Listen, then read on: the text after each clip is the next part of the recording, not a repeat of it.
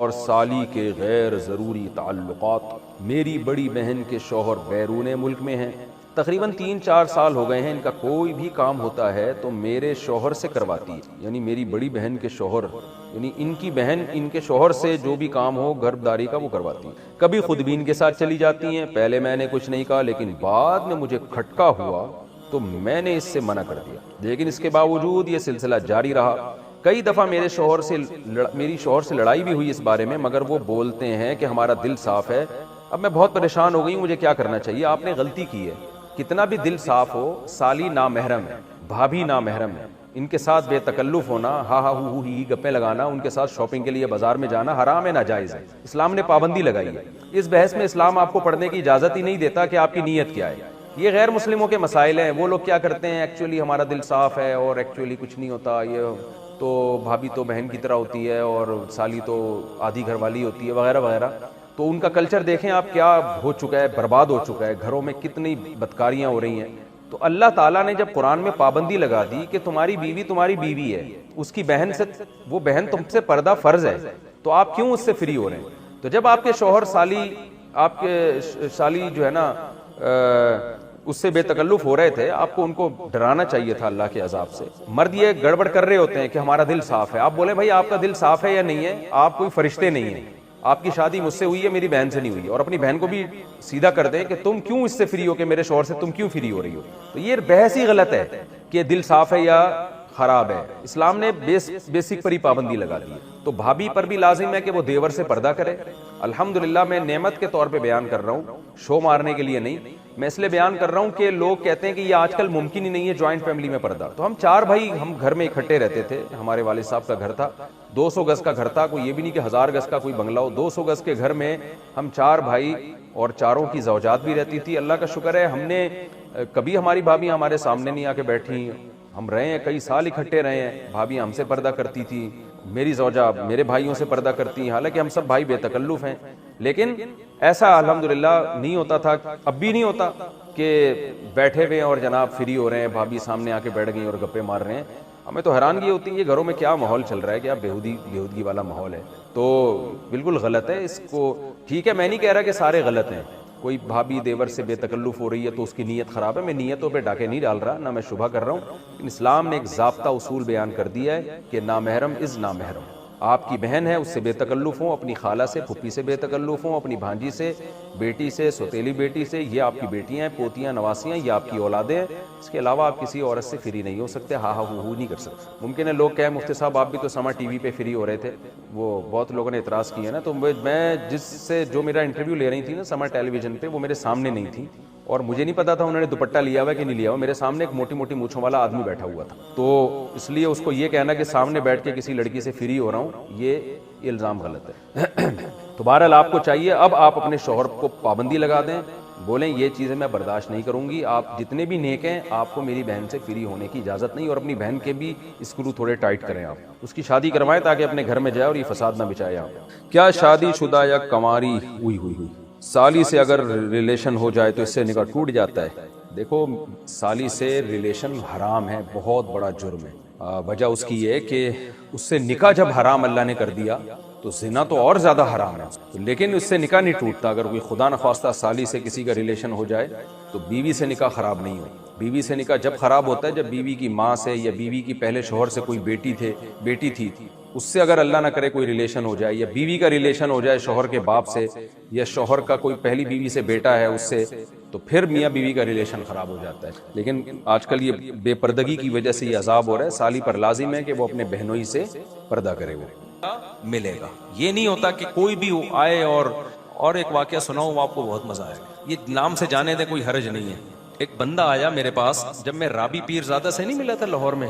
राबी पीरजादा नाम है ना, राबिया पीरजादा, वो जो एक्टर थी पहले, फिर तौबा कर ली उन्होंने, दीनदार बन गई। लाहौर में मेरी मुलाकात हुई। मैं जब आया तो उस्मान ने मुझे बताया कि एक बंदा मिलना चाह रहा है आपसे। अच्छा, बंदे के मेरा शक्ल का मजाक उड़ाना मकसद नहीं है उसका, लेकिन बात ही ऐसी हो गई। बंदा ब्लैक इतना कि शायद अंधेरे में नजर ना आए। वो बात उसने ऐसी की ना, आप देखो, बारीक, ना एजुकेशन, कुछ भी नहीं। अच्छा, अब क्या हुआ है कि भाई हमसे तो अच्छा ही होगा, हमारी अमाल के लिहाज से हमसे अच्छा ही होगा, मेरा मजाक उड़ाना मकसद नहीं। वो मिलना चाह रहा है, मैं एक दफ़ा मिल लिया, फिर दोबारा पर उस्मान ने बताया कि मैंने कहा इससे पूछो इसको काम क्या है, क्यों बार बार मिल रहे हैं। कहते हैं वो ये कह रहे हैं कि मैं राबी पीरजादा के लिए मेरा निकाह का पैगाम आपके मेरी वहाँ शादी कर। मैंने कहा भाई इसको बोलो, मुझे नहीं पता वो मैरिड है अनमैरिड है, हो सकता है मैरिड हो, मुझे तो इसकी तहकीक नहीं है। दूसरी बात यह कि मेरा इतना ज़र्फ नहीं है कि मैं आपका पैगाम, मैंने कहा कोई डिजाइनिंग आपस में मैंने कहा आपको खोल के दोबारा जोड़ना पड़ेगा, रिपेयरिंग से आप उसके काबिल नहीं बनोगे। रिपेयरिंग से नहीं, रिपेयरिंग भी होगी ना, आप ब्यूटी पार्लर में कितनी भी रिपेयरिंग, तेजाब से नहा लो आप। तो मैंने कहा भाई आपको ना इसको इनको बताओ खोल के दोबारा जोड़ना पड़ेगा आप। और जो आम मशीनें होती हैं खुल के जुड़ जाती हैं, इंसान एक दफा खुल गया ना जुड़ता नहीं। रिपेयरिंग वाला मैंने कहा हिसाब किताब नहीं है, तेजाब से नहा लो शायद कुछ। तो मैंने कहा यार कुछ जोड़ की बात कर रहे हो यार, कुछ बेचारा था भी गरीब, मकसद मजाक उड़ाना नहीं है किसी का। और आपको क्या पता मैं किसकी बात कर रहा हूँ, गीबत भी नहीं है, किसी को क्या पता किस्सा भी तो उस वक्त का है जब मैं वहां मुलाकात करके आया था। तो अब वो कहे कि यार देखो राबी पीरजादा में इतना तकब्बुर है, मैं भी तो मुसलमान हूँ, मैंने पैगाम भेजा, तो ये बात सही होगी? भाई इस्लाम ने कहा है कि जहां भी निकाह हो लड़का लड़की के जोड़ का होना चाहिए, तभी जिंदगी अच्छी और कामयाब गुजरती, वरना गुजरती नहीं है। तो अब ये जो मैंने बताया ना, तलाक याफ्ता खातून ने गाड़ी रोक के शुक्रिया अदा किया, वजह क्या है कि उनको उनके स्टैंडर्ड का रिश्ता मिल गया, तभी शुक्रिया अदा किया, खुश जिंदगी गुजर रही थी। वरना वो कहती मुझे फंसवा दिया दूसरी के चक्कर में ये कहती ना। तो ऐसी बहुत सारी खवातीन है। एक दफा एक मेन यानी बीच रोड पे खातून ने गाड़ी रोक के शुक्रिया अदा किया। एक खातून ने कहा मैं अपने शोहर की तीसरी बीवी हूँ, मेरे बच्चे भी मेरे शोहर ने रख लिए और मुझे जिंदगी मिल गई। ये इतना इस तरह की सैकड़ों खवातीन हैं जो अब निकाह से मायूस हो चुकी है। हमारी सोसाइटी में उनको ठिकाने लगाने का, उनको इज्जत की जिंदगी देने का कोई हल नहीं है। तो हम इसलिए पागल हुए हुए हम चीख रहे हैं इस पे। हमें जरूरत नहीं है, मुझे क्या जरूरत है, मेरी तो 4 हो गई हैं। पहले तो लोग कहते शायद अपनी के चक्कर में है, तो हमें क्या जरूरत है यार, हम तो दुखड़ा रो रहे हैं। हम मर्दों को अय्याशी पे नहीं डाल रहे हैं, हम चाह रहे हैं कि औरत को इज्जत के साथ घर में ठिकाना मिले। हाँ, तो ये मेरा पहले भी फलसफा था, तो मैं लोगों को बताता था, लोगों को मानते ही नहीं थे, बस यही कि अय्याशी अय्याशी। फिर मैंने कहा इन लोगों को समझाने से बात, मैंने कहा अय्याशी कर रहा हूँ। फिर लोग आते थे ना, क्यों कर रहे हो शादी मुझसे, मैंने कहा अय्याशी का दिल करें। क्या मतलब, आप मौलवी हो अय्याशी कर रहे हो? मैंने कहा अपने खर्चे पे कर रहा हूँ ना, भीख मांग आपके खर्चे पे कर रहा हूँ, मैं कर रहा हूँ, मेरे दिल चाह रहा है अय्याशी करने का। तो हराम अय्याशी थोड़ी हलाल है, तो आपका क्या मसला है? तो जब ये कहता था ना, फिर चुप हो जाते थे। फिर क्या हो जाते थे, फिर मैं लोगों को मैं कहता यार, मैं अगर निहारी खाता हूँ अपने खर्चे पे, आपको उस पर एतराज नहीं है। मैं अगर बर्गर खा रहा हूँ आपको उसके, तो मैं एक और शादी कर रहा हूँ, तो आपको उस पर क्यों एतराज है? तो ऐसे फजूल बातें हैं। तो इसलिए लोगों को ज्यादा डिटेल में जाने की जरूरत नहीं है। आप कर रहे हो ना, लोग एतराज कर रहे हैं, ठरकी है, अय्याशी है, कह रहे भाई है, हम तो है भाई, हमें तो शौक है अय्याशी करने। तो अगर कोई हराम है तो बताओ, फिर हम नहीं करेंगे। अगर हलाल है तो भाई हमें तो, अल्लाह ने क्या कहा, अल्लाह मियाँ ने दुनिया की नेमतों में सबसे बड़ी नेमत तो बीवी को करार दिया है। और कुरान ने क्या कहा है, ज़ुय्यिना लिन्नासी हुब्बुश शहवाति मिनन निसा। अल्लाह ने मर्दों की नजर में जो दुनिया में सबसे अट्रैक्टिव चीज बनाई है ना, वो बर्गर नहीं बनाया, वो पिज्जा नहीं बनाया, वो लड्डू नहीं बनाया, वो जलेबी नहीं है, वो गाड़ियां नहीं है, वो बंगले नहीं है। अल्लाह ने मर्द के लिए, ये हजरत भी बूढ़े हैं लेकिन खुश हो रहे हैं बहुत ज्यादा लग रहा है जवान है माशाल्लाह, हजरत बेअदबी माफ। तो अल्लाह मियाँ ने जो सबसे ज्यादा अट्रैक्टिव चीज कुरान के मुताबिक मर्द के लिए बनाया है, वो किसको बनाया है? औरत को बनाया है। हाँ, उसको जलील मत करो कि टिश्यू पेपर की तरह इस्तेमाल करो उसको, उसकी जिम्मेदारी लो, उसको इज्जत के साथ बीवी बना के घर लेकर आओ, उसके बच्चों की कफालत करो, उसके बाप को अपना बाप बनाओ, उसकी माँ को अपनी माँ बनाओ। Father in law, mother in law, brother in law और सिस्टर इन लॉ, ये सारे इन लॉज आ जाते हैं ना जहेज में। क्या ख्याल है, गर्लफ्रेंड से कुछ भी नहीं आता। हमें जहेज भी यही मिला है, वो वाला जहेज तो हमें वो मिला भी नहीं। साले हैं मेरे माशाल्लाह होलसेल के हिसाब से, सबको रिस्पेक्ट देनी पड़ती है। सुसर्स हैं, सासिज हैं, ठीक है ना। तो अल्लाह मियाँ ने कहा, तो भाई अगर लोग तंग किया करें ना, बोले हाँ भाई हम क्या कर रहे हैं, हम याशी कर रहे हैं, जाओ ऐसी की तैसी। तो मैं ये कह रहा था, कुरान में अल्लाह ने क्या कहा, हुब्बुश शहवाति मिनन निसा, सबसे ज्यादा अट्रैक्टिव हमने तुम्हारे लिए किसको बनाया है? औरत को। तो वो नाजायज भी है, वो जायज भी है। नाजायज अजाब है और जायज क्या है? बरकत है, रहमत है। इब्राहिम अलैहिस्सलाम अल्लाह के खलील, उन्होंने निकाह किया। अभी मैंने बयान में हजरत मूसा का तस्करा किया ना, अल्लाह को कितने महबूब थे मूसा कलीमुल्लाह। मैंने बताया ना बयान में, बार बार अल्लाह प्रोनाउन की जगह मूसा का नाम ले रहे हैं, लंबी लंबी बातें कर रहे हैं। मूसा अलैहिस्सलाम को जब मदियन गए तो वो जो लड़की आई उसके वालिद ने एक दफा ऑफर की कि मैं इन 2 बेटियों में से एक का आपसे निकाह करना चाहता हूँ, 10 साल बकरियां चरानी पड़ेंगी। हजरत मूसा ने कहा कि अबे भाई 10 साल बकरियां चराओ फिर एक अदद दी, मैं दुनिया से मुझे बिल्कुल भी लगाओ नहीं, मुझे नहीं करनी, या याशी, मैं ऐसे ही जिंदगी गुजारूंगा, अल्लाह अल्लाह करूंगा ना। मूसा अलैहिस्सलाम ने फौरन क्या, ज़ालिका बैनी व बैन, हाथ बढ़ाएं, मेरा आपके साथ एग्रीमेंट क्या है, मुझे बीवी चाहिए, 10 साल बकरियां चराने पर क्या हूं मैं राजी। फौरन कबूल कर लिया। इसलिए अल्लामा इब्न कसीर ने लिखा कि इतनी बड़ी फजीलत है ना निकाह कि कलीमुल्लाह ने 10 साल महर में बकरियां चराई हैं, इतनी बड़ी फजीलत है। और उसके बाद भी मूसा अलैहिस्सलाम ने निकाह किए हैं। बाइबल में है कि 4 बीवियां मूसा अलैहिस्सलाम की थीं, तो कलीमुल्लाह कितनी शादियां कर रहे हैं, 4 शादियां कर रहे हैं। तो मुझे और आपको क्या तकल्लुफ की फिर जरूरत है भाई, हम कौन उनसे ज्यादा नेक हैं क्या। और सबसे बड़ी बात तो हमारे पैगंबर को तो दुनिया से रगबत ही नहीं थी। 24 घंटे में एक दफा बमुश्किल खाना खाते थे आप। आपका घर देखो कैसा था, जिस बिस्तर पे सोते थे कोई गद्दा नहीं था। हजरत उमर एक दफा आपके घर गए तो खजूर की चटाई के निशानात जिस्म पे पड़े हुए हैं। हजरत उमर कहते हैं मेरी आंखों से आंसू निकल गए। देखा एक प्याला पड़ा हुआ है, उसी में पीना भी है, उसी में खाना भी है, कोई बर्तनों का डिनर सेट घर में मौजूद नहीं था। 40 दिन घर में चूल्हा जलने की नौबत ही नहीं आती। क्यों? इसलिए कोई ऐसी चीज ही नहीं थी जिसको पकाएं। खजूर पानी पे 40 दिन गुजारा हो रहा है। ये तो दुनिया में आपने रखी है। एक दफा आपके पास बकरियों का रेवड़ आया हदिये में, सारा उसी वक्त सदका कर दिया। भूख से हालत बाज दफा ये हो जाती कि आप घर से निकलते, ये हालत हो जाती भूख से। बीवियां कितनी रखी हुई हैं एट अ टाइम 9। तो इससे पता चलता है भाई इतने दलाइल के बाद भी कोई बोले कि नहीं नहीं, तो फिर ढीठ आदमी है, उसका कोई इलाज। इससे पता चलता है भाई इसमें अल्लाह ने कोई बरकत रखी है। ज्यादा निकाहों में, ज्यादा औलाद में ये बरकत है, खुशियां हैं इसमें। तो नबी ने फरमाया हुब्बिब इलैया निसाउ वत्तीब, अल्लाह ने दुनिया की 2 चीजें मेरी नजर में महबूब बनाई हैं, एक निकाह और एक खुशबू। खुशबू बहुत इस्तेमाल करते थे नबी सल्लल्लाहु अलैहि वसल्लम, बहुत ज्यादा खुशबू। तो सहाबा कहते हैं हमें नबी के घर से निकलने की खबर खुशबू के झोंके से होती थी। जैसे ही खुशबू के झोंके आना शुरू होते हमें पता चलता कि नबी सल्लल्लाहु अलैहि वसल्लम अपने घर से निकले हैं। क्योंकि नफीस लोगों का काम है ना, नफीस खुशबू का इस्तेमाल, जो सफाई सुथराई। हमारे नबी को सफाई से बहुत ज्यादा लगाव था, तभी तो आप देखो दिन में 20 दफा अपने दांत साफ करते हैं, 20 दफा, सुबह उठने से पहले, रात को सोने से पहले, हर नमाज के वक्त। सफाई मिजाज में बहुत। कच्चा प्याज नहीं खाते कि उसमें स्मेल आती है, बदबू से बेइंतहा नफरत। तो हमारे नबी का मिजाज था बादशाहों से भी ऊपर का, बहुत ज्यादा सफाई, बहुत ज्यादा सफाई। आपने हुक्म दिया गुस्ल करने का और फरमाया कि ये घुटने जो है ना, घुटनों में जो मैल होता है इसको धोने का अलग से हुक्म दिया। अरब में थोड़ी ये सफाई थी भाई। और एक यतीम पैगंबर उनको बता रहे हैं कि इसको अलग से साफ किया करो, तो जो जहां मैल ज्यादा जम जाता है। तो इतनी ज्यादा सफाई और फिर उसी में खुशबू। तो और घर की हालत क्या है, ना खाने को रोटी है, ना कोई डिनर सेट है, ना बर्तन है, बिल्कुल ऐसे ही मुसाफिरों वाली जिंदगी। लेकिन निकाह में आपने कमी नहीं की, निकाह में कमी नहीं की। पता है आपको नबी सल्लल्लाहु अलैहि वसल्लम ने जब अपनी अज़वाज को गुर्बत की वजह से इख्तियार दिया ना, गुर्बत की वजह से अल्लाह ने आपको इख्तियार दिया नबी ने कि भाई मैं तो इसी गुर्बत में रहूंगा, आप रहो तो ठीक है, नहीं तो मुझसे अलहदगी ले लो।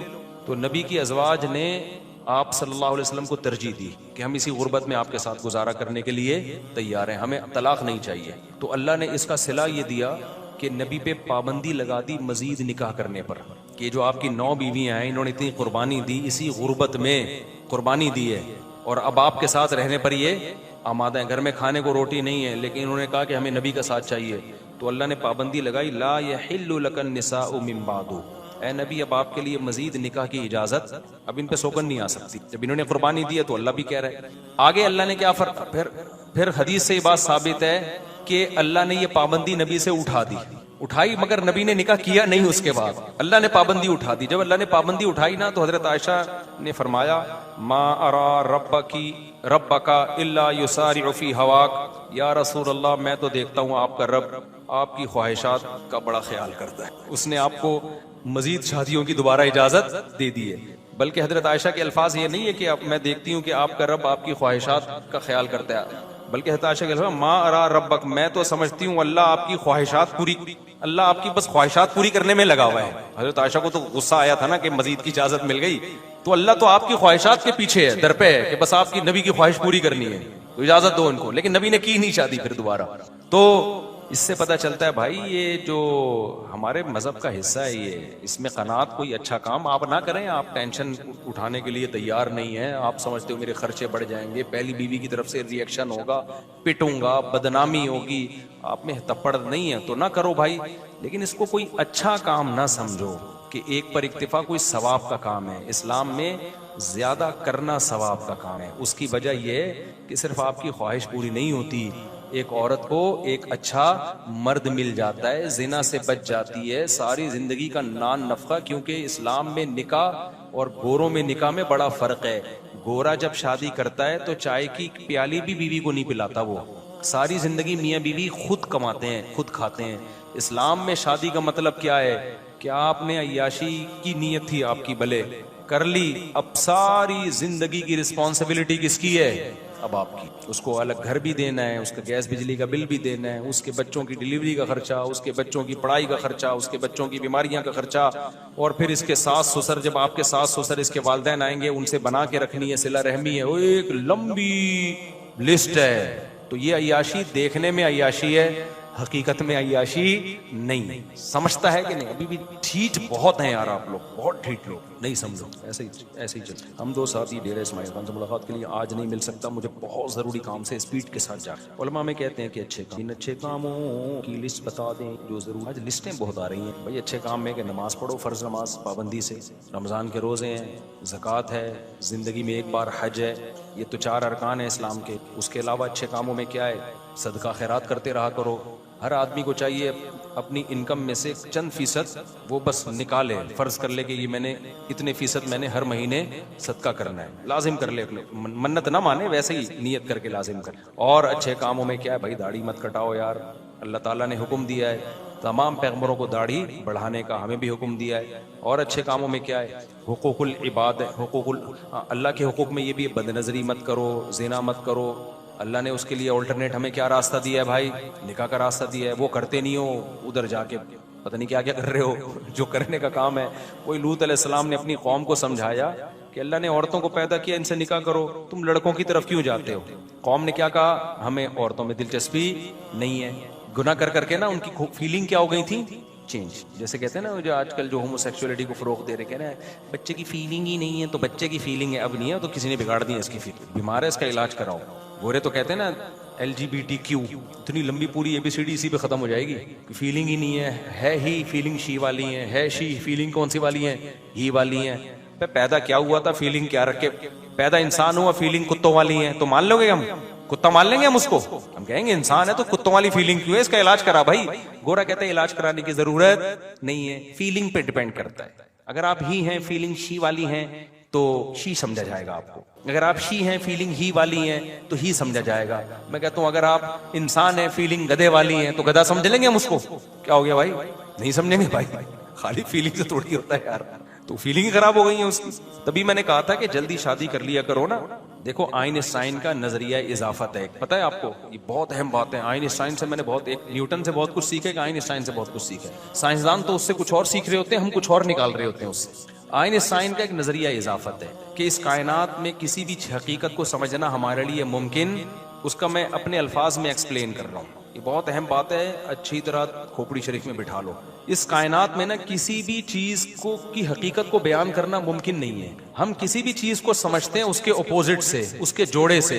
ये मैं देसी स्टाइल में समझा रहा हूँ, मैं कोई साइंसदान या प्रोफेसर तो नहीं हूं ना यूनिवर्सिटी का। मिसाल के तौर पर हम जो कहते हैं ये चीज गर्म है, तो गर्म किसके मुकाबले में? ठंडे के मुकाबले। ये ठंडी है तो किसके मुकाबले में? गर्म। वरना ठंड को खुद से कोई एक्सप्लेन कर सकता है? नामुमकिन है। हम कहते हैं ये इसका वजन 10 किलो है, तो ये 10 kg हमने एक यूनिट फर्ज की हुई है कि 1 kg इतना होता है, उसके लिहाज से ये कितना